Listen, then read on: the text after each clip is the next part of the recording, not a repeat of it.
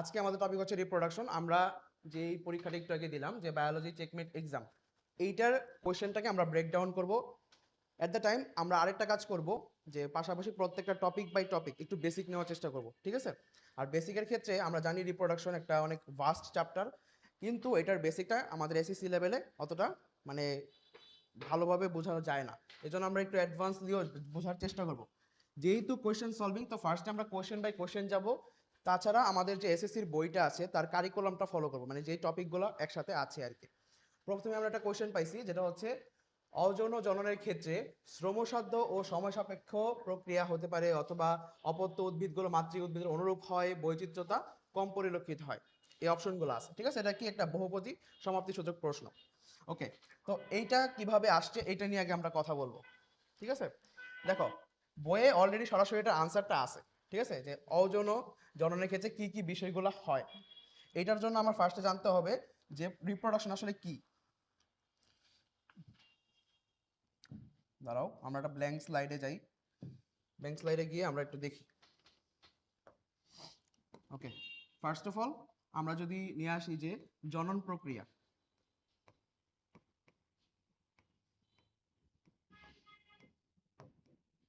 জনন প্রক্রিয়া কয় ধরনের বলো তোমরা? একটা কি, আর এটা কি? ঠিক আছে, এখন বলো যৌন জনন জিনিসটা কি আসলে, আর অযৌন জনন জিনিসটা কি? যৌন জননের সবচেয়ে সহজ কথাই হচ্ছে যেটা দুইটা শুক্রাণু অথবা ডিম্বাণু, মানে একটা আমাদের ফিমেল ভার্সন আর একটা হচ্ছে মেল ভার্সন থেকে আসবে দুইটা গ্যামিট। সেই গ্যামিট থেকে যেটা একটা নিষেক প্রক্রিয়া হবে, নিষেক প্রক্রিয়ার পর সেটা থেকে জাইগোট উৎপন্ন হবে। তার মানে মোট কথা, আমাকে কেউ কি বলতে পারবা যে আমাদের শরীরে কোষ কয় ধরনের? বলো তো। দুই ধরনের, কি কি? দেহ কোষ এবং জনন কোষ। এখন জনন কোষের সুন্দর একটা সংজ্ঞা আমাদের ইন্টারে বইতে আছে, যা দেহ কোষে যা জনন কোষ নয় তাই দেহ কোষ। তাহলে হ্যাঁ, এখন জনন কোষগুলো তো আমরা জানি কি মিওসিস প্রক্রিয়ায় বিভাজিত হয়, মাইটোসিসের মাধ্যমে আমাদের দেহ কোষগুলো বিভাজিত হয়। আচ্ছা, তাহলে যৌন জনন প্রক্রিয়া আমরা কি পাইলাম, যে যেটা আসলে আসলে দুইটা গ্যামেট সৃষ্টির মাধ্যমে হবে সেটাই আমাদের যৌন জনন। আর অযৌন প্রক্রিয়াটা কি হবে, যেটার মধ্যে কোনো এরকম গ্যামিটের কাহিনী থাকবে না। সেখানে কি হবে, সেটা হইতে পারে মুকুল উদ্গম, অথবা আমাদের দেহের কোনো একটা অংশ থেকে নতুন একটা কিছু সৃষ্টি হয়েছে, লাইক অঙ্গজ জনন। যেমন আমরা জানি কি যে গোলাপ গাছের একটা ডাল যদি আমরা মাটিতে পুঁতে দিই, সেখান থেকে কি হয়, আরেকটা নতুন গোলাপ গাছ সৃষ্টি হয়। এটা তার একটা অঙ্গ থেকে আমি আরেকটা নতুন উদ্ভিদ পাচ্ছি না, তাহলে সেটা কি অঙ্গজ জনন। তো সে এই ধরনের জনন প্রক্রিয়াগুলো হচ্ছে অজন মধ্যে পড়ছে আর কি। এখন আমরা আসি সেই কোয়েশ্চেনটাতে। রমজান মাস, পানি খেতে পারতেছি না। ইস, দেখো কি আছে এটা থেকে, চলো আমরা কোশ্চেনের আনসারটা বের করে আনি, তারপরে বলবা কে কোনটা আনসার দিছিলা। দেখো, অযৌন জননে অপত্য জীবগুলো মাতৃজীবের হুবহু অনুরূপ হয়, ঠিক আছে? অনুরূপ হয়েছে। আচ্ছা, এই দেখো এটা হয়ে গেল। এরপরে দেখো তো পরের বিষয়গুলো, শ্রমসাধ্য ও সময় সাপেক্ষ প্রক্রিয়া হবে না, বৈচিত্র্য কম পরিলক্ষিত হয়। তাহলে এটা হবে কারণ, এইটার কারণটা আমাকে একজন বলো, যে বৈচিত্র্যতা কম পরিলক্ষিত হয়। হুম, ব্রেকডাউন হচ্ছে। ওকে, দেখো একটা নিউক্লিয়াস যখন বারবার মাইটোসিস হইতেছে, তখন কি সেম জিনিসটাই কি হতেছে, কপি তৈরি হচ্ছে। তো সেম জিনিসের কপি হলে সেখানে আবার ভিন্নতা আসবে কিভাবে? বৈচিত্র্যতা মানেই তো ভিন্নতা। তো আলটিমেটলি যেহেতু একটা নিউক্লিয়াস হচ্ছে, সেখানে নতুন কোনো বৈশিষ্ট্য অ্যাড হয় না। আমরা জানি আমাদের দাদার থেকে শুরু করে বাবার বৈশিষ্ট্য বাবাতে আসে, বাবা থেকে আবার আমাদের মধ্যে আসছে অনেক বৈশিষ্ট্যগুলা, কিন্তু সম্পূর্ণ কি আসে, মাঝখানে চেঞ্জ হয় না। এই যে চেঞ্জ হয়ে আমাদের পর্যন্ত আসলো, এটি কিন্তু একটা বৈচিত্র্যতা তৈরি করে। বলতে পারবা আমাদের সাথে শিম্পাঞ্জির জিনের কতটুকু মিল আছে? 98%, ঠিক আছে? আর গরিলার আছে 97%, ঠিক আছে? তাহলে দেখো, মানুষ মাঝে মধ্যে এই কারণে গরিলার মতো একটা আচরণ করে, ঠিক না? কে করে, তুমি করো নাকি? ও আচ্ছা, ও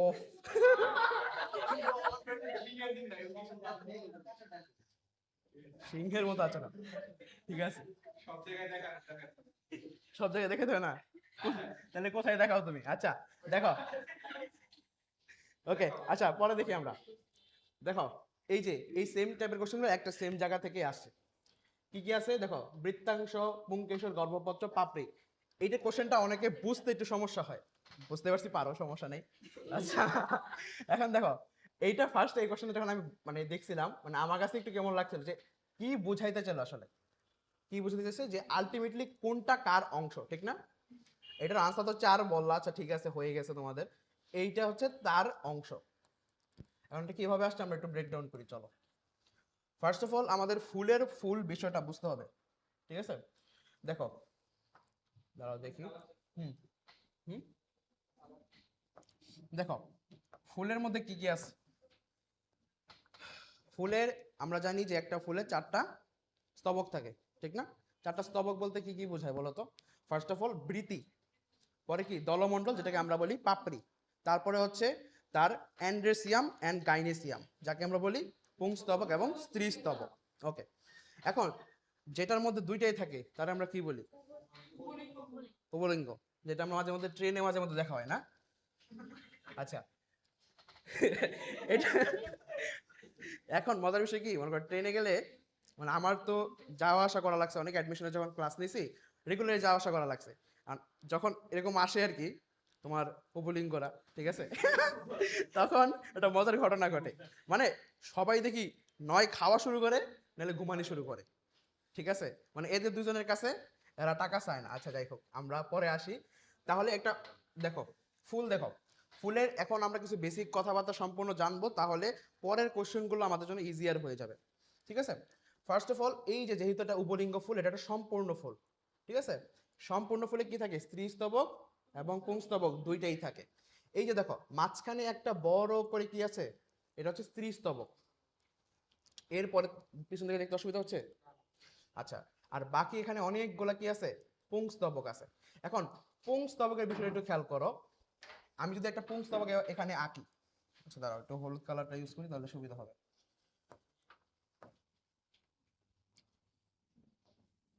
দেখো, এই যে এখানে গিয়েই তোমাদের এই যে ইংলিশ নামগুলা সমস্যা হয়েছে, ঠিক না? আচ্ছা, এই যে দেখো আমাদের এটা কি? পুং দণ্ড, এটার ইংলিশ নামটা একজন বলো। এটা হচ্ছে ফিলামেন্ট, ঠিক না? আচ্ছা, এর উপরে কি আছে? পরাগ ধানী, এটারে কি বলে বলো? আচ্ছা, অ্যান্থার। জানি না বানান হয়েছে কিনা। আচ্ছা ঠিক আছে, বানান হয়ে গেছে। ওকে, এটা হচ্ছে পরাগধানী। এখন এই পরাগধানীর মধ্যে কি থাকে বলো? আমাদের পোলেন গ্রেইন, ঠিক না? পোলেন গ্রেইনগুলো কি? পরাগ রেণু। এখন আমরা একটু ডিপ বেসিকে ঢুকতেছি, ঠিক আছে?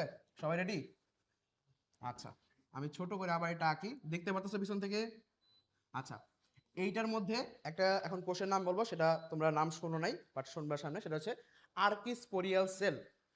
এটা দিয়েই এখানে আমাদের যে পরাগধানীটা আছে এটার মধ্যে বড় বড় কিছু কোষ থাকে, অনেকগুলা কোষ থাকে, তার মধ্যে একটা বড় কোষ আছে নাম হচ্ছে আর্কিস্পোরিয়াল সেল, ঠিক আছে?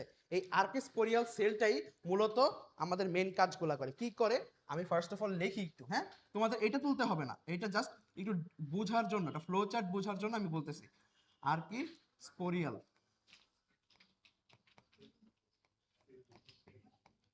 আসলে রিপ্রোডাকশনটা কঠিন লাগে এই যে হঠাৎ করে কোন কোন শব্দ এসে পড়ছে, এটার কারণে। একটু বুঝে পড়লে, ফ্লোচার্টটা বুঝলে সহজ লাগবে।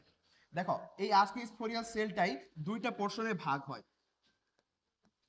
কি কি পোর্শনে ভাগ হয় বলতে পারবে কেউ? এক হচ্ছে প্রাথমিক জনন কোষ, প্রাথমিক জনন কোষ। তারপরে আছে কি বলতো? দেয়াল কোষ। এই তুমি জানলা কোন থেকে বলো? কি বলছি? ও আচ্ছা, হাই রে পোলাপান, ঠিকই আছে। আচ্ছা,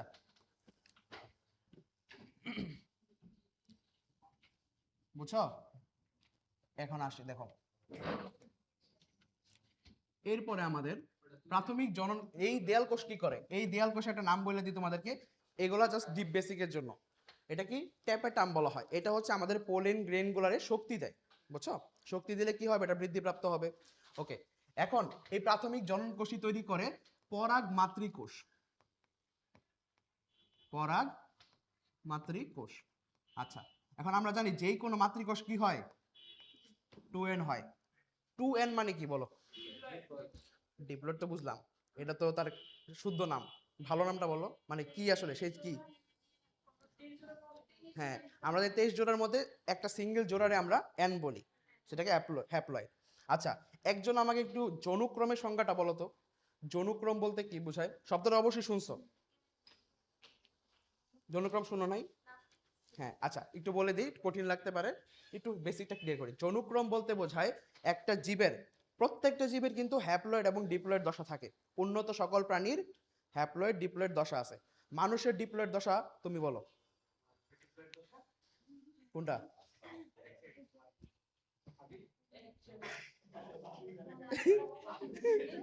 না, আনসার ঠিক আছে, ভাবি মানে মানুষ, ঠিক আছে, মানে তুমি যে এখন পূর্ণাঙ্গ অবস্থা আছে এটা তোমার ডিপ্লয়েড দশা। আচ্ছা, তুমি বলো হ্যাপ্লয়েড দশা কোনটা?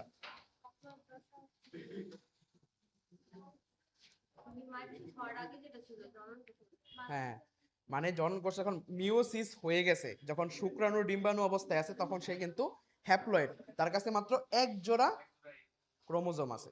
আচ্ছা, তো এইরকম মানুষ বা যে কোনো প্রাণীর হ্যাপ্লয়েড এবং ডিপ্লয়েড দশার একটা পর্যায়ক্রমিক সাইকেল হয় না? মনে করো এই যে তুমি পূর্ণাঙ্গ মানুষ, এরপরে তোমার থেকে একটা গ্যামেট সৃষ্টি হবে। গ্যামেট সৃষ্টি হওয়ার জন্য কি হবে? সেখানে শুক্রাণু আছে, ডিম্বাণু আছে, এগুলো হচ্ছে গ্যামেট। এরপরে আবার একটা পূর্ণাঙ্গ মানুষ সৃষ্টি হবে, তার থেকে এরকম প্রক্রিয়া সাইকেলে চলতে থাকবে না? এই যে একটা সাইকেল, তার এই প্রক্রিয়াকে বলা হয় যৌনুক্রম। এই সংজ্ঞাটা মনে রাখবা, এটা দরকার আছে। আচ্ছা, এরপরে দেখো কি আসলো, পরাগ মাতৃকোষ। এই পরাগ মাতৃকোষটাতে কি হয় বলো? মিওসিস হবে। যেই কোনো মাতৃকোষে কি হয়? মিওসিস হয়। আচ্ছা, এই জন্যই বলাটা সহজ যে মিওসিস মাতৃকোষে কোন কোষে, নিচের কোন কোষে মিওসিস সংঘটিত হয়?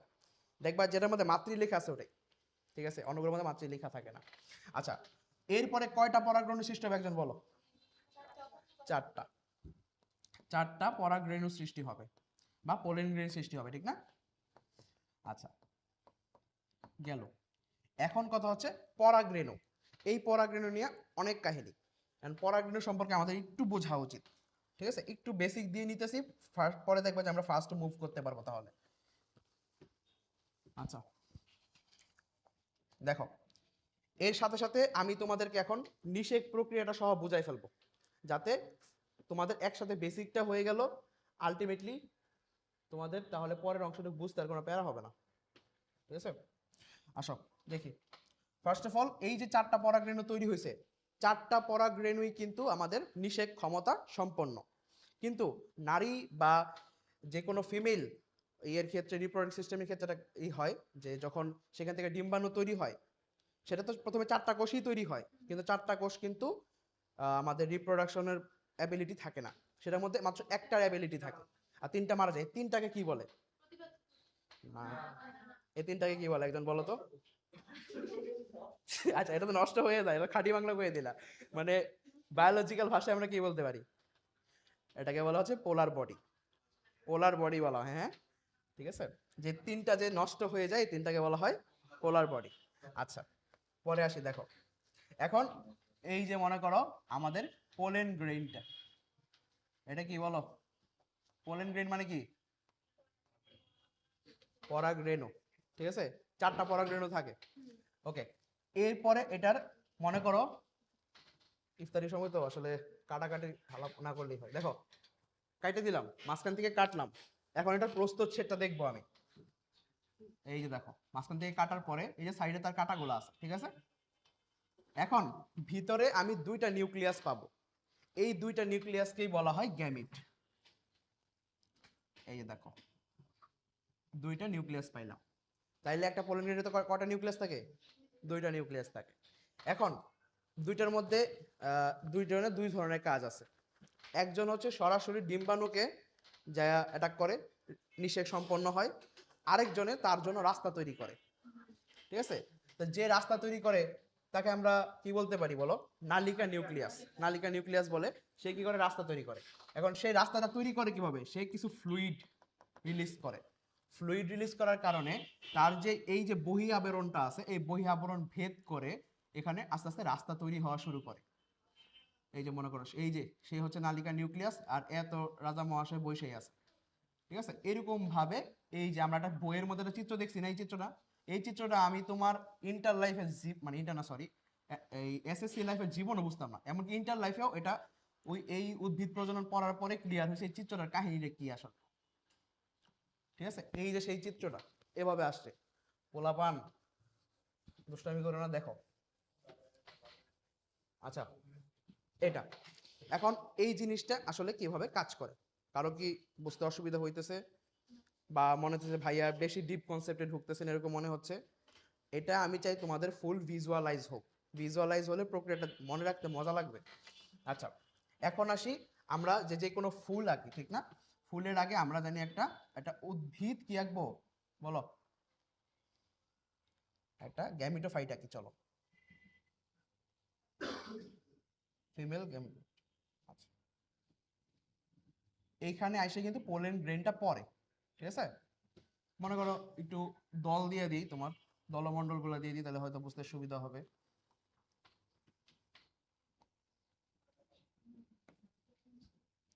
ঠিক আছে, আঁকলাম। এখন এইটার মধ্যেই তো এই সাইডটা যদি সেটা উভলিঙ্গ ফুল হয় তাহলে কি থাকবে, এখানে আমাদের পুংস্তবক গুলো থাকবে, এই যে ফিলামেন্ট, ফিলামেন্টের উপরে অ্যান্থার, ঠিক আছে। আচ্ছা, এখন এই জায়গাটা কি থাকবে একজন বলো? এটা তো গর্ভাশয়, স্পেসিফিক্যালি বলো এটা কি থাকে এখানে? এই যে এই গোলটা ডিম্বক থাকে। আচ্ছা, ডিম্বক নিষেকের পরে কি পরিণত করে? বীজে পরিণত হয়, ঠিক আছে। ডিম্বক পরিণত হয় বীজে, গর্ভাশয় পরিণত হয় ফলে। এটার সুন্দর একটা চার্ট আছে ইন্টারের বইতে, বুঝছো, বটানি বইতে একটা চার্টই আছে যে নিষেকের পূর্বে কি, নিষেকের পরে কি। এটা অনেক ইম্পর্টেন্ট আর কি। আচ্ছা, ঠিক আছে, এখন আমরা এই ভিতরের কারিগরিতে আসি।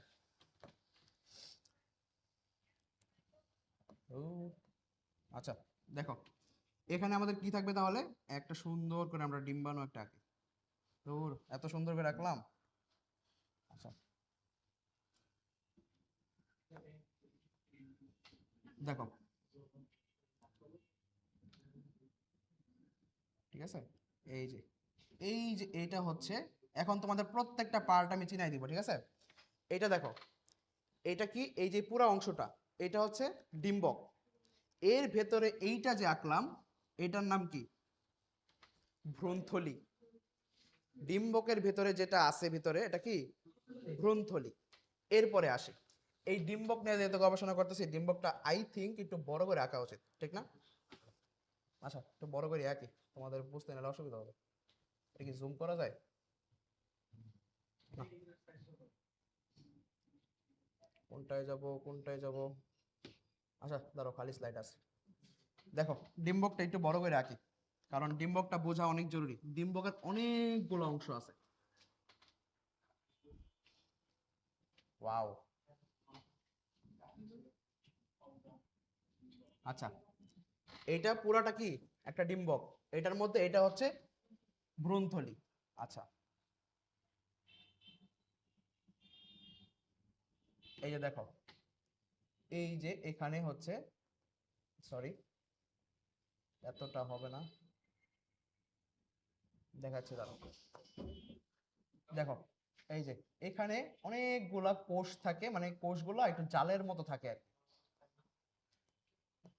আচ্ছা, দেখো, এই দুষ্টামি করো না। ওকে, এই জিনিসটা দেখছো, এখানে তোমরা আরেকটা চিত্রের সাথে পরিচিত, এখানে তিনটা কোষ, এখানেও তিনটা কোষ। এখন বলো তো এইটার মধ্যে আমি কি ভুল আঁকছি, বলতে পারবে একজন? সাবাস, হ্যাঁ, মাঝখানে নিচের একটা বড় হবে। এখন এটা বড় হওয়ার কারণ কি বলো? বড়টা কি আসলে? বড়টাই হচ্ছে ডিম্বাণু। ওকে, এখন কোন অংশকে কি বলে, এই অংশটাকে কি বলে বলতে পারবা? এটা হচ্ছে ডিম্বক মূল, মানে এটাকে আমরা বলি ক্যালাজা, ঠিক আছে। ইংলিশ নামগুলা মনে রাখা অনেক ইম্পর্টেন্ট। ক্যালাজা, ক্যালাজা। এবং অনেক ক্ষেত্রে ক্যালাজা কথা যেটা আসলো, ছোট করে একটা কথা বলি তাহলে ইন্টারেস্টিং লাগবে। এই যে আমরা ফার্স্ট চিত্রটা দেখছি না, ওখানে কি হয়, পোলেন গ্রেনটা ওই যে গলায় গলায় আয়সা এইখান দিয়ে ঢুকে, এখানে হচ্ছে রন্ধ্র থাকে, এই রন্ধ্র দিয়ে ঢুকে। কিন্তু কিছু তোমার ব্যতিক্রমী উদ্ভিদ আছে যারা জেন্দা মঞ্চে এখান থেকে ঢুকে পড়ে, বুঝছো? মানে তখন হয় কি বিষয়টা আমি তোমার বলি, এই যে ক্যালাজা, অনেক ক্ষেত্রে ক্যালাজা ভেদ করে ঢুকে পড়ে, এটা একটা ব্যতিক্রমী কাহিনী না? তখন তাদেরকে ক্যালাজো গ্যামি বলা হয় সেই উদ্ভিদগুলাকে, জাস্ট জানার জন্য বললাম। ওকে, আবার অনেকে এখান দিয়ে আসে, এখান দিয়ে ঢুকে পড়ে, এগুলো হচ্ছে ব্যতিক্রমী উদ্ভিদ। আর এই যে উপরে, এই উপরের অংশটাকে বলে ক্যালাজা, বাট হ্যাঁ হ্যাঁ আলাদা অংশ থাকে, রন্ধ্র বানায় ঢুকে পড়বে, কি করবা? ওই যে সিংহের মতো। আচ্ছা আসি, এখন দেখো তাহলে এই তিন এই যে ভাইয়ারা দাঁড়াও, দেখো এই যে তিনটা কোষ আছে, এই তিনটা কোষ মিলে কি তৈরি করে বলো? এটাকে কি বলা হয় বলো তো? হ্যাঁ সাবাস,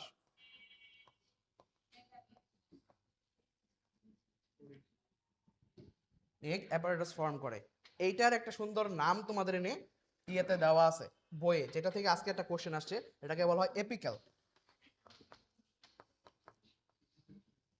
ঠিক আছে, এই এপিক্যাল থেকে আজকে কিন্তু একটা কোশ্চেন আসে। ওকে, পারছিলা? আচ্ছা আচ্ছা ঠিক আছে, এই এগ অ্যাপারেটাস। এখন এই এদিকে খেয়াল করো, এগ অ্যাপারেটাসের মধ্যে এটা কি বললাম বলো তো? ডিম্বাণু। এই দুইটা কোষকে কি বলা হয়? সহকারী কোষ বা সিনার্জিট। এই সিনার্জিট কথাটা মনে রাখা অনেক জরুরি। এখন এই তিনটা কোষ কি কোষ? প্রতিপাদক কোষ না? এগুলাকে কি বলা হয়? অ্যান্টিপোডাল সেল বলা হয়, অ্যান্টিপোডাল সেল বলা হয়। এখন কাহিনী হইতেছে, এইটা যখন ফর্ম করে, মানে এই যেটা জিনিসটা যখন গঠন হয়, তখন কিন্তু এখানে 4টা করে কোষ থাকে। যখন এটা পরিপক্ক হয় তখন ওই দুই পাশ থেকে দুইটা কোষ আইসা এখানে এই যে এই সেকেন্ডারি নিউক্লিয়াস ফর্ম করে। এই সেকেন্ডারি নিউক্লিয়াস পরে নিষেকের পরে কি তৈরি করে? শস্য তৈরি করে। শস্যগুলো কি হয়? ট্রিপ্লয়েড হয়। ট্রিপ্লয়েড কেন হয়? অলরেডি এখানে 2n আছে। আচ্ছা, এটা হচ্ছে আমাদের মোটামুটি ডিম্বকটা। ঠিক আছে, ডিম্বকটা আমরা বুঝলাম। আরেকটা একটু ইন্টারেস্টিং ফ্যাক্ট বলি, যেরকম এখান দিয়ে অনেকগুলো ঢুকে বিভিন্ন ধরনের উদ্ভিদ তৈরি করে না, মানে বিভিন্ন ব্যতিক্রম আছে, অনেক ক্ষেত্রে আরো কিছু ফরমেশন ইন্টারভিউ উঠলে পড়বা, মজা লাগবে। সেটা হচ্ছে এই যে এত সুন্দর একটা নিষেক প্রক্রিয়া, এটা অনেকে মানে না, ঘাড় তেরার মতো, বুঝছো? না মেনা করে কি, যে সিংহের মতো করে কি জানো, এই যে যেই কোনো একটা পোর্শন মনে করো, এই যে এই একটা সেল গিয়ে নিজে একটা উদ্ভিদ বানায় ফেললো, এই যে একটা অংশ এটা গিয়ে একটা উদ্ভিদ বানায় ফেললো, বুঝছো? আবার হ্যাঁ, এই আজগুবি ঘটনাটাই ঘটে, আবার এই এতটুকু অংশ এখান থেকে যে কোনো একটা জিনিস গিয়ে একটা নতুন উদ্ভিদ বানায় ফেলতে পারে। মানে তার নিষেক টিষেক কিছু লাগে না। আবার এখান থেকে একটা সেল ছুঁইটা মনে করো কোনো জায়গায় পড়লো, সেটা থেকে নতুন উদ্ভিদ জন্ম নিতে পারে। হ্যাঁ, এরকম স্পেসিফিক কিছু উদ্ভিদের এরকম বৈশিষ্ট্য আছে। আচ্ছা, এখন আসি সেই আগের জায়গাতে।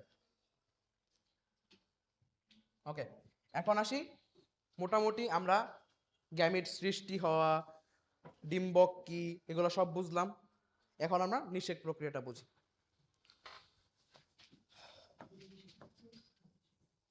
ওকে, নিষেক হওয়ার ক্ষেত্রে আমরা জানি অবশ্যই এই পর্যন্ত পোলেন গ্রেনটাকে আসতে হবে। তখন এখন যখন সে স্বয়ংসম্পূর্ণ, মানে দুইটাই ধর্ম তার মধ্যে আছে, তখন সে কি স্বপরাগী। হ্যাঁ, যখন তার মধ্যে এটা নাই তখন পরপরাগী। ওকে, তো স্বপরাগীর ক্ষেত্রে তো বিষয়টা সহজ, যে কোনো একটা বাতাস বা কিছু ঝাঁকা লাগলেই পোলেন গ্রেনগুলা উড়ে উড়ে এসে এখানে হয়। অনেক সময় তোমরা যে ফুল শুকার পরে নাকের মধ্যে একটা হাঁচি আসে না, এটা কিন্তু পোলেন গ্রেনের কারণেই হয়। ঠিক আছে, এই কারণে ফুল শুকা উচিত না। ওকে, এরকম ভাবে এটা স্বপরাগী। কিন্তু যখন আমরা কোনো মাধ্যম ইউজ করি, লাইক পানি, বায়ু, পতঙ্গ, বলতে পারবা এই পানি, বায়ু, পতঙ্গ, এই এতগুলা মাধ্যমের মধ্যে সবচেয়ে বেশি কোন মাধ্যমে হয়? পতঙ্গ মাধ্যমে হয়। ঠিক আছে, এটা দেখো আল্লাহ তাআলার কত বড় কোইন্সিডেন্স ক্রিয়েট করছে, যে একটা মৌমাছি এই সেম ফুলের আরেকটা ভেরিয়েশনে গিয়েই পড়তে হবে। ঠিক আছে, ওইখানে গেলে এটা হবে। তারপরে সবচেয়ে বেশি পতঙ্গ পরাগী ফুলই আমরা দেখতে পারি। আচ্ছা, এখন আসি কিভাবে হয়। ধরলাম তার এটা হচ্ছে একটা উপলিঙ্গ ফুল, এখান থেকে একটা পোলেন গ্রেইন, এই যে মনে করো এটা কাটা কাটা থাকে তো, যাতে আটকা পড়তে সুবিধা হয়, তো এখানে আটকাইলো। এখন সেখান থেকে কি হবে, তার ভিতরে কি আছে, দুইটা গ্যামিট আছে, তার যে নালিকা নিউক্লিয়াসটা আসে সে আস্তে আস্তে গলানো শুরু করবে। ঠিক আছে, এই যে আস্তে আস্তে মনে করো গলায় গলায় আগাইতেছে, এভাবে গলায় গলায় আগাইতেছে, আগাইতে আগাইতে তার আবার রুট ম্যাপ খুব ভালো করে জানা আছে যে কোদিক যাওয়া লাগবে। অনেকে আবার হঠাৎ করে ঘুমের থেকে ওইটা ভুলা জায়গা পরে এদিক দিয়ে ঢুকা পড়ে, বুঝছো? কিন্তু আসলে আলটিমেটলি ঢুক হ্যাঁ হ্যাঁ হ্যাঁ সকালবেলা উঠলে অনেক সময় মানে প্রথম আধা ঘন্টা কিছু খেয়াল থাকে না, এরকম একটা বিষয় আছে না? আচ্ছা, এখান দিয়ে গ্যামিটটা সে যে রাস্তা তৈরি করছে সেও গেছে, তার পিছনে পিছে আমাদের মেইন যে জনন নিউক্লিয়াসটা আছে সেও গেছে। আচ্ছা গেল, যাওয়ার পরে আমাদের যে জনন নিউক্লিয়াসটা আছে সে তার সঙ্গীরে খুঁজে পাওয়া যায়। সঙ্গীকে ডিম্বাণু। আচ্ছা, সো গেল, সে ডিম্বাণুর সাথে অ্যাটাচড হইলো। এরপরে বড় নিউক্লিয়াসটা এখানে যায়, এর সাথে গিয়ে একটা প্রক্রিয়া করে, এর নাম কি বলো? দ্বিনিষেক প্রক্রিয়া না? দ্বিনিষেক প্রক্রিয়া, এটার আরেকটা নাম আছে ট্রিপল ফিউশন বলে এটাকে। ট্রিপল ফিউশন কেন বলা হয়? তিনটা নিউক্লিয়াস এখানে আছে, ঠিক আছে, এটাকে ট্রিপল ফিউশন বলা হয়। এই যে এখানে তিনটা নিউক্লিয়াস এসে আমাদের এখানে একটা ট্রিপ্লয়েড এন্ডোস্পার্ম তৈরি করছে। এন্ডোস্পার্মকে বাংলা কি বলে? শস্য। ওকে, এই যে এই হচ্ছে শস্য। এই হচ্ছে মোটামুটি নিষেকের বেসিক। কারো কোনো কোশ্চেন থাকলে করতে পারো, যা যা বুঝছো কোশ্চেন করো। কোশ্চেন আছে? না করলে তো বুঝবো যে বুঝুই নাই।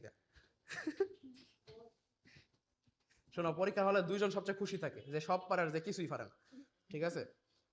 তো কিছু না পারলে ওটা তো যে কিছুই পারে না সেও খুশি, ঠিক আছে, তার মাথায় কোনো টেনশন নাই। যে অল্প অল্প পারে সে থাকে টেনশনে। ফুল মানে ফুল থেকে আলটিমেটলি পরে আলটিমেটলি ফলে যাবে, ঠিক আছে? তাহলে বললাম তো যে আমাদের ডিম্বক কিসে পরিণত হয়? বীজে। ভ্রূণ কি থেকে তৈরি হয়? না, এটা এভাবে মনে রাখবা। এটা একটু এই যে বিষয়টা একটু এটা মনে রাখার মতো একটা নোট পয়েন্ট, ঠিক আছে? যে ডিম্বক যেহেতু তৈরি হয়েছে আমাদের, মনে রাখবা ডিম্বাণুটা ভ্রূণে পরিণত হয়।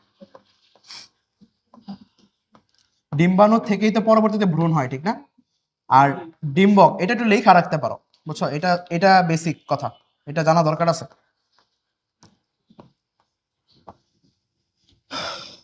ওকে, এই কথাটা মনে রাখো। এই হচ্ছে আমাদের ফল টল হাবি জাবি। হ্যাঁ বল। হ্যাঁ হ্যাঁ, তারপরেই তো ভ্রূণ হয়। ভ্রূণ হয়, কিন্তু আলটিমেটলি তুমি পাচ্ছ ডিম্বাণুটা কোথায়? আগে তো এখানে আছে, ঠিক না? গর্ভযন্ত্রে আছে। আচ্ছা, এরপরের পোর্শনে আসি, দেখো। তাহলে প্লান্ট রিপ্রোডাকশন নিয়ে কার কোনো কোশ্চেন আছে কিনা? কোশ্চেন আছে?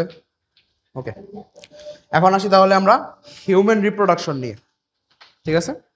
ওকে, হিউম্যান রিপ্রোডাকশনের বিষয়ে ফার্স্টে অনেকের কাছে এগুলা খুব ইন্টারেস্টিং লাগে, কিন্তু যখন পড়তে গেলে খবর হয়ে যায়।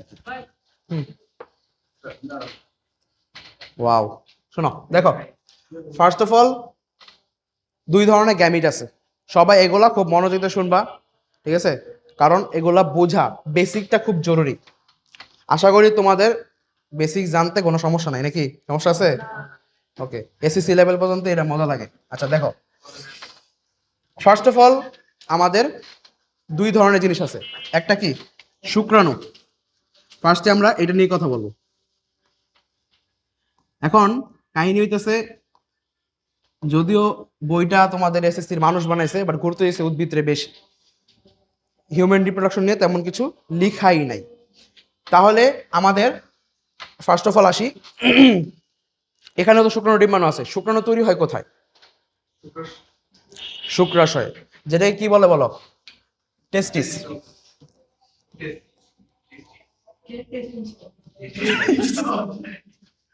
আরে যাওরা, আস্তে পোলাপান। আচ্ছা শোনো, হ্যাঁ আচ্ছা ঠিক আছে, দেখো আমার ম্যামের সঙ্গে ছোট ভাই তো বুঝতেছি।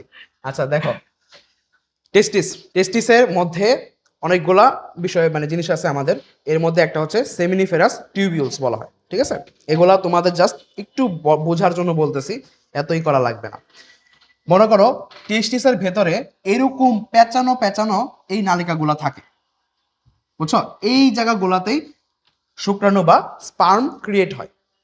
ঠিক আছে, এখন আমরা জানি শুক্রাণুর ক্ষেত্রে শুক্রাণু কয়টা অংশ বলতে পারবা কেউ? শুক্রাণু অংশ হচ্ছে 4টা। ঠিক আছে, আচ্ছা, শুক্রাণু অংশ হচ্ছে 4টা, বলতে পারবা কি কি?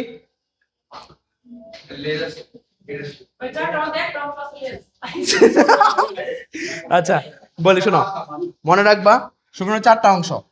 এক হচ্ছে এইটা, এটাকে বলা হয় হেড। এটাকে বলা হয় নেক। Head, sorry. আর এই যে এই মাঝখানের অংশটা, এটা হচ্ছে বডি। আর এটাকে কি বলা হয়? টেল। আচ্ছা, হ্যাঁ, টেল বা ফ্লাজেলাও বলা যায়। ঠিক আছে, এই হচ্ছে শুক্রাণুর পার্টগুলা। ঠিক আছে, এখন এই পার্টটারে কি বলে কেউ বলতে পারবা? শুক্রাণুর মাথার উপরে টুপির মতো একটা অংশ থাকে, মারাত্মক বেসিক কিন্তু ছেলে, ক্যাপ। ঠিক আছে, আচ্ছা বলতেছি, এটা হচ্ছে অ্যাক্রোজোম বলা হয়। আবার তোমরা কোষীয় অঙ্গাণুগুলা পড়ছো না? সেন্ট্রিওল, মাইটোকন্ড্রিয়া, লাইসোজোম, ঠিক না? এগুলোর মধ্যে কোনটা শুক্রাণুর লেজ তৈরি করে? লাইসোজোম না? লাইসোজোম প্রতিরক্ষা দেয়, ঠিক না? ঠিক আছে, সেন্ট্রিওল। এটা কিন্তু তোমাদেরই বইয়ের পড়ার অংশ, সো এটা নিউ কোনো ইনফরমেশন না। ঠিক আছে, আর শুক্রাণুর অ্যাক্রোজোম তৈরিতে ভূমিকা রাখে কে? এটা তোমাদের লেখা নাই, জানতে পারো গোলজি বডি। শুক্রাণুর যে উপরে মাথায় টুপির মতো অংশ আছে একটা, ঠিক আছে, এটা অ্যাক্রোজোম সৃষ্টিতে ভূমিকা রাখে গোলজি বডি। ঠিক আছে, ওকে। আরেকটা মজার ইনফরমেশন দেই, এটা মাথা রেখো না, মাথা না রাখলেও চলবে। ওই যে এই সেন্ট্রিওলটা কোথায় থাকে জানো? মানে একটা ইয়াতে একটা সেন্ট্রিওল থাকে আমাদের শুক্রাণুর মধ্যে, এটা থাকে হচ্ছে নেকের পোর্শনে থাকে আর কি। আচ্ছা যাই হোক, ওই যে অ্যাক্রোজোমটা কেন বললাম? অ্যাক্রোজোমই হচ্ছে আমাদের একটা কাজ করে ডিম্বাণু। মনে করো এই যে ডিম্বাণুটা না, আচ্ছা একটু ছন্ন বিছন্ন এখন যাবো না, এই ডিম্বাণুর এই যে বাইরে যে কোষগুলো আছে না, এগুলোর গলায় এই পর্যন্ত আসতেছি, দাঁড়াও। তাহলে আমরা শুক্রাণু পাইলাম কোন থেকে? টেস্টিস থেকে। এখন এই টেস্টিসের সাথে আরো দুটো ইনফরমেশন তোমরা পাইছিলা, এখানে দুটো হরমোন আছে, টেস্টোস্টেরন আর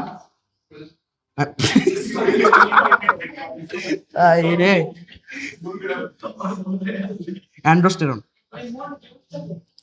ঠিক আছে, তোমরা জবা ফুল বানাই দিছো নাকি? ঠিক আছে, দুইটাই আছে। আচ্ছা ওকে, এটাকে আমরা কি বলি বলতো? পুরুষ হরমোন। ঠিক আছে, এটা তার বেশি থাকে সে সিংহ হয়ে যায়, বুঝছো? কারণ এটা মানে পুরুষত্বের তোমার প্রকাশটা ঘটায়, যত পুরুষের বৈশিষ্ট্য আছে এইগুলা থাকে। এখন তুমি দাঁড়াও, আচ্ছা তুমি বলো তোমার মধ্যে ইস্ট্রোজেনের পরিমাণ কতটুকু? নাই? আচ্ছা বসো।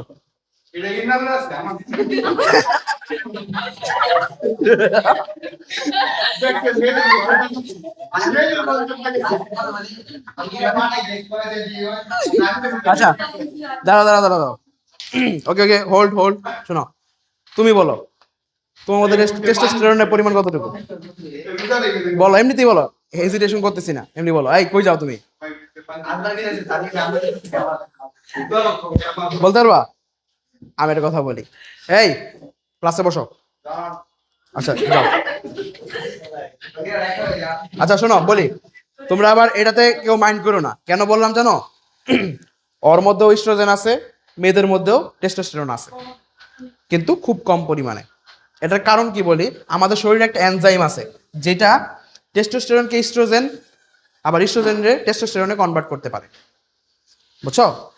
এই বিভিন্ন এনজাইম আছে, বা এই যে টেস্টিসের মধ্যেও অনেক অল্প পরিমাণে ইস্ট্রোজেন জমা থাকে, আর যাদের এটা এক্সিড করে মানে বাইরে যায়, তাদের বৈশিষ্ট্যে সমস্যা আসে, বুঝছো?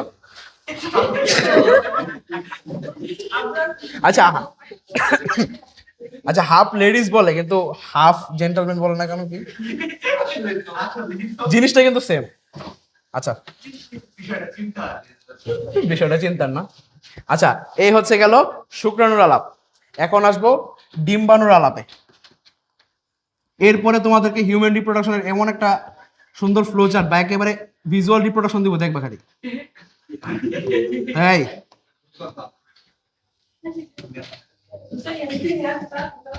এদিকে দেখো, ডিম্বাণু এটা কোথায় তৈরি হয়?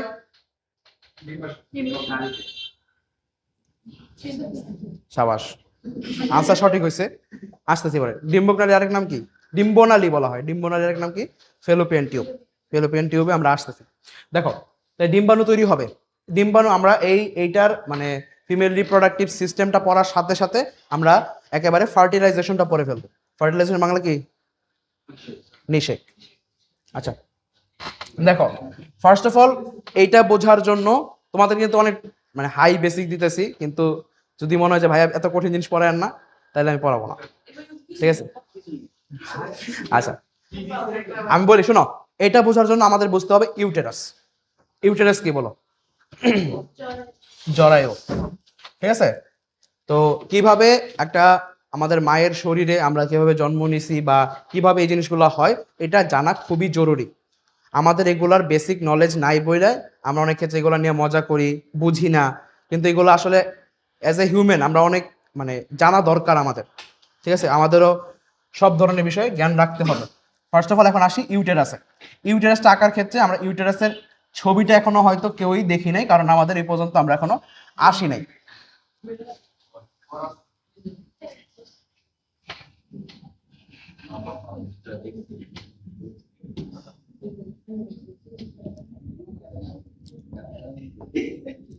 আচ্ছা এই হচ্ছে আমাদের ইউটেরাস, ঠিক আছে?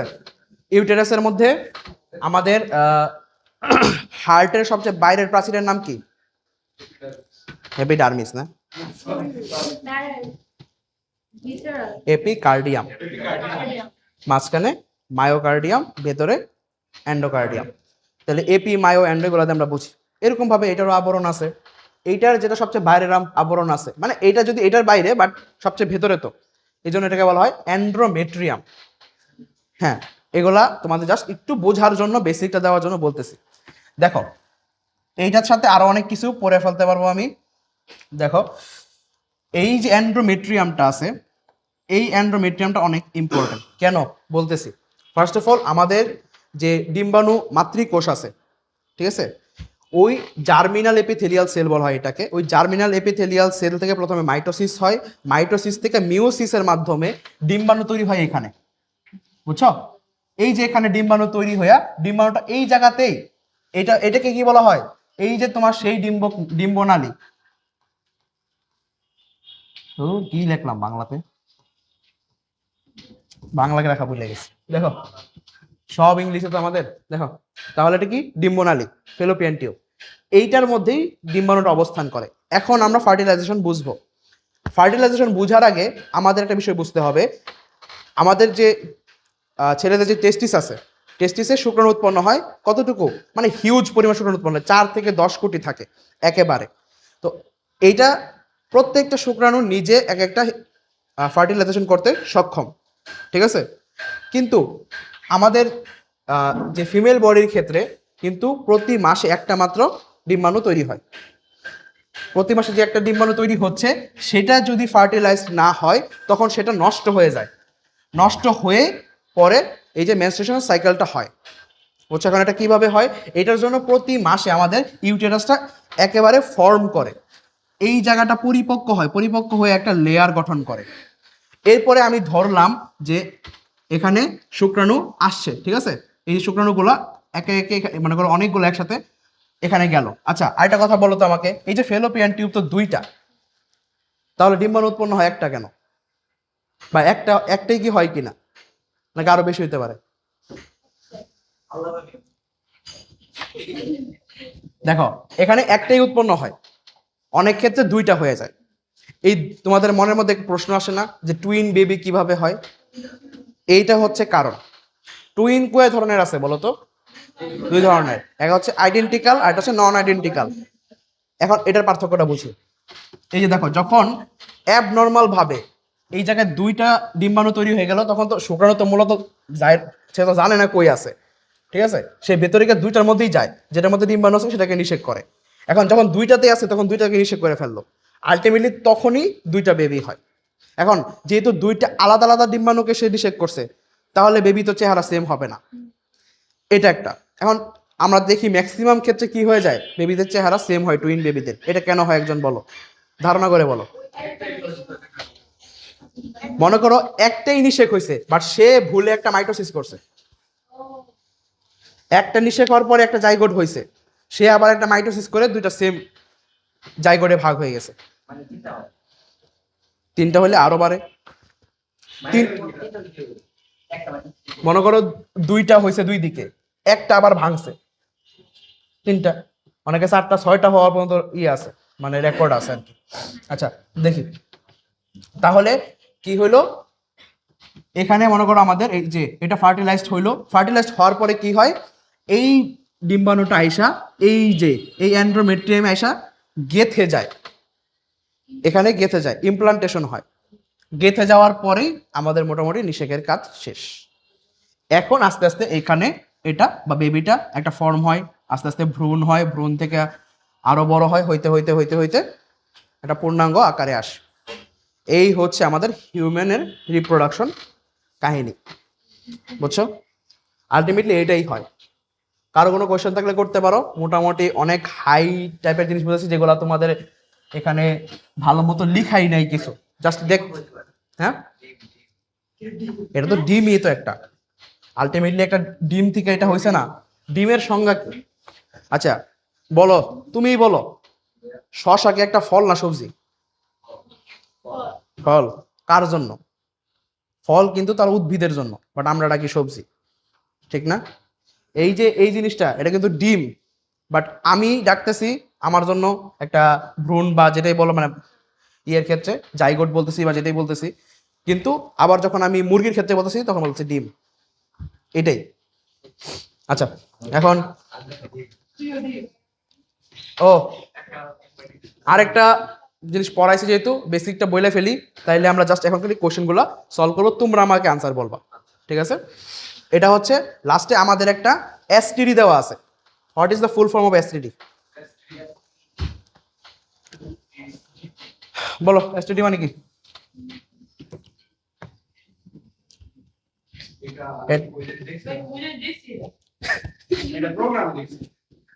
প্রোগ্রামে দেখছো?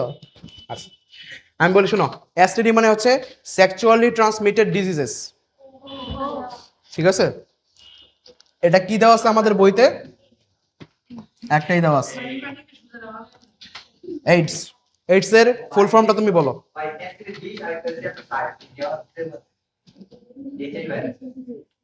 কোথায়? হ্যাঁ, মেইনলি এসটিডি দিয়ে আমরা এটাই বুঝি, মানে রোগের নামগুলো বলি। System, syndrome. আচ্ছা আমি একটু কথাটা ভাইঙ্গা লিখতেছি, এই অ্যাকোয়ার্ড বানান কেমনে? হ্যাঁ,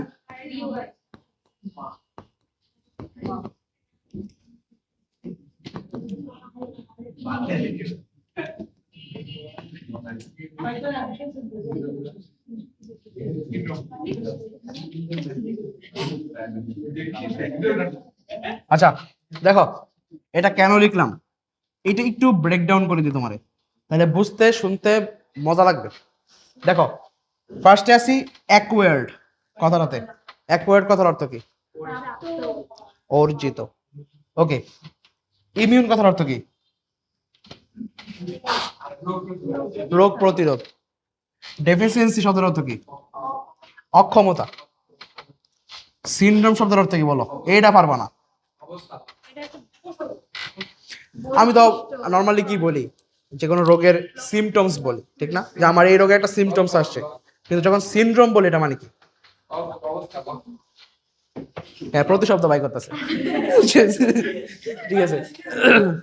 ওকে শোনো, মজার বিষয় বলি, সিনড্রোম শব্দটা মনে রাখবা। আমাদের মেডিকেল সায়েন্সে অনেকগুলো শব্দ আছে, লাইক সিমটমস বলি নর্মালি, এরপর আসে সিনড্রোম, ডিসঅর্ডার, ডিজিজ, প্রত্যেকটা আলাদা আলাদা কাহিনী আছে। সিনড্রোম শব্দের অর্থ হচ্ছে অনেকগুলা সিমটমসের সমষ্টি, ঠিক আছে? সিনড্রোম দ্বারা মনে করো আমার একই সাথে হঠাৎ করে দেখলাম জ্বর, ঠান্ডা, কাশি, বুকে ব্যথা, পেটে ব্যথা, মাথা ব্যথা, এই যে অনেকগুলো একসাথে হলো কোনো একটা রোগের কারণে, সবগুলো সমষ্টি আমরা একসাথে বলবো সিনড্রোম। এখন পুরাটা একটু বুঝাই তোমারে। আমাদের অনেক রোগ আছে যেগুলা লাইক এই, আচ্ছা এটা বোঝানোর আগে তোমার একটা জিনিস বুঝাইনি, সেটা হচ্ছে আমাদের হিউম্যান বডিতে আমরা জানি কি আছে আমাদের দেহের প্রতিরক্ষার জন্য। হ্যাঁ, শ্বেত রক্তকণিকা। এখন শ্বেত রক্তকণিকা কয় ধরনের? আচ্ছা বলি, নর্মালি আমি বুঝাই বলি। হ্যাঁ, 2 ধরনের, অ্যাগ্রানুলোসাইট, গ্রানুলোসাইট। অ্যাগ্রানুলোসাইট মানে কি? দানা নাই। আর গ্রানুলোসাইট মানে দানা আছে। সহজে মনে রাখবা একটা জিনিস, হয়তো অনেকেই জানো, এ এ মানে হচ্ছে নাই, এ শব্দের অর্থ হচ্ছে নাই। তাহলে গ্রানুলোসাইট মানে যেটার মধ্যে গ্রানিউলস মানে দানা, দানা আছে। আর অ্যাগ্রানুলোসাইট মানে হচ্ছে নাই, শেষ। এখন অ্যাগ্রানুলোসাইট কেটা? 2টা। কে কে? মনোসাইট আর লিম্ফোসাইট। এরা হচ্ছে বড় বড় 2টা কোষ এদের। আবার গ্রানুলোসাইট আছে 3টা, নিউট্রোফিল, ইউসিনোফিল, বেসোফিল। ঠিক না? এগুলো কেন বললাম একটু বুঝো। তুই যে তোমার একটা কোশ্চেন পেয়েছিলেন আজকে CD4 সেল, এটা বোঝানোর জন্যই বলতেছি। এখন আমাদের দেহে আমরা জানি যে যার জিজ্ঞেস করে কারো যদি পক্স বা কিছু হয়, বলে তোর কি আগে একবার হয়েছিল, জিজ্ঞেস করে না? এটা কেন জিজ্ঞেস করে? কারণ যার একবার হয় তার পরের বার হয় না, মানে তার মধ্যে কিছু অ্যান্টিবডি তৈরি হয়। অ্যান্টিবডির বিষয়টাকে একটু বুঝতে হবে। অ্যান্টিবডি 2 ধরনের আছে, একটা হচ্ছে যার যেটা ডিরেক্ট অ্যাকশনে যায়, আরেকটা হচ্ছে মেমোরি সেল, মেমোরি তৈরি করে। মানে আমার এখানে অলরেডি একটা রোগ হয়েছিল, সেটাকে সে তো কিল করেই সে মেমোরি সেল ক্রিয়েট করে রাখে, যাতে পরবর্তীতে ঢোকার সাথে সাথে সে চিনতে পারে। এখন তুমি একটা জিনিস বুঝো, তুমি নর্মালি তোমার বাসায় একটা অপরিচিত লোক হঠাৎ করে ঢুকছে, তাহলে তুমি ইতস্তত বোধ করবা যে ভাই আপনি কে। আস্তে আস্তে বুঝবা যে সে তোমার পরিচিত না, সে ঢুকছে ডাকাতি করতে বা অন্য কোনো। ঠিক আছে, ঠিক আছে, এটা কিন্তু হয়েছে অলরেডি। মানে এই যে কোথায় জানি বাউন্ডারি রোডেই শুনলাম, আবার কয়েকটা রিসেন্টলি নিউজ হয়েছে যে এক মহিলারে আস্তে আস্তে কনভিন্স করে বাসায় নিয়ে যায়, নিয়ে তার কাছ থেকে সব স্বর্ণ গয়না খুইলা রাইখা দেয়। হ্যাঁ,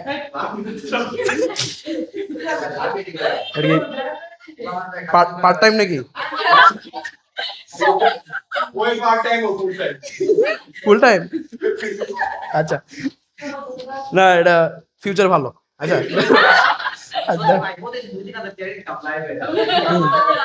লাখে লাখে ইনকাম নিয়ে 2-3 হাজার থাকে নাকি? 2 লাখ টাকা ভরি স্বর্ণের, 2 লাখ আরো বাড়ছে মনে। মেয়েরা বলতে পারবা, মেয়েরা জানো? 2.5 লাখ।